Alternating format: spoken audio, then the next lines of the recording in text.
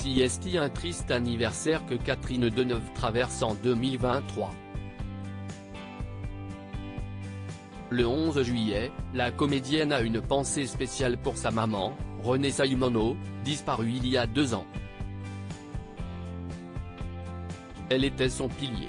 Un véritable modèle. Catherine Deneuve a toujours voué un amour sans tache à sa maman, Renée Saïmonot, qui était comédienne de théâtre.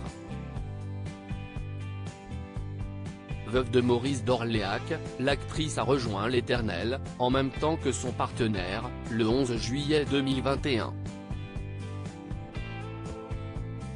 Elle était âgée de 109 ans et avait eu droit à une très belle vie, mais la nouvelle fut tout de même un choc et une douleur affreuse pour sa fille. Je lui dois tout, avouait cette dernière dans les colonnes du journal Le Parisien. Mon énergie par exemple, elle vient des gènes de ma mère. Elle s'appelle Renée. Elle aura 108 ans dans 10 jours.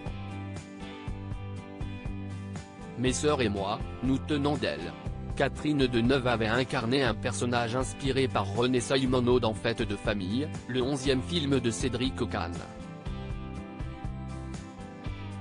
À bien des niveaux, elle était très proche d'elle.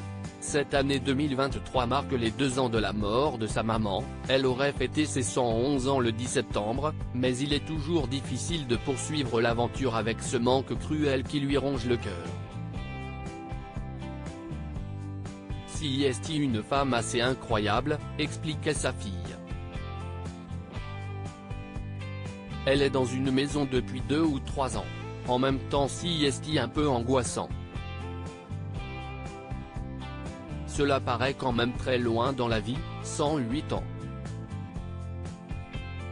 Je suis d'autant plus étonné de sa longévité qu'elle n'est pas malade. Je pense que si est l'élan. Son élan vital. Si est son fils, Christian Vadim, né de l'histoire d'amour de Catherine Deneuve avec Roger Vadim, qui avait dû lui apprendre la mort de Renée Saïmonot le 11 juillet 2021. En urgence, pour éviter le pire. C'était compliqué de lui annoncer la disparition de ma grand-mère, se souvenait-il dans les pages du magazine Closer. Avec ma sœur, on ne voulait pas qu'elle la prenne par un coup de téléphone ou par les médias. Ce fut un moment terrible. Ma mère rentrait de Cannes avec cette joie d'avoir pu présenter son film, qui avait eu de super critiques. Elle était heureuse. Et on lui annonce la pire des nouvelles.